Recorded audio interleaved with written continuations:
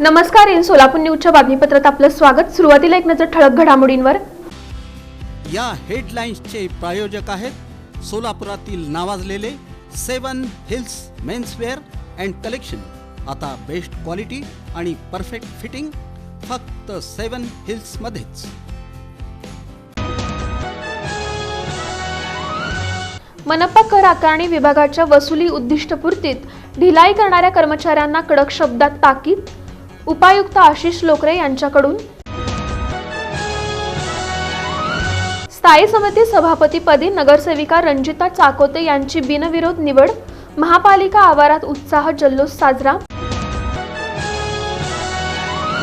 सोलापूर शहरात उन्हाचा कडाका दिवसेंदिवस चालला वाढत शुक्रवारी 6 मार्च रोजी तापमानाने ओलांडला 39.5 अंश सेल्सिअसचा टप्पा। रविवारी रंगपंचमी होणार साजरी। सोलापुरातील मधला मारुती परिसरासह इतर भागातील बाजारपेठा रंग, पिचकारे आणि खेळण्यांनी सजल्या आहेत।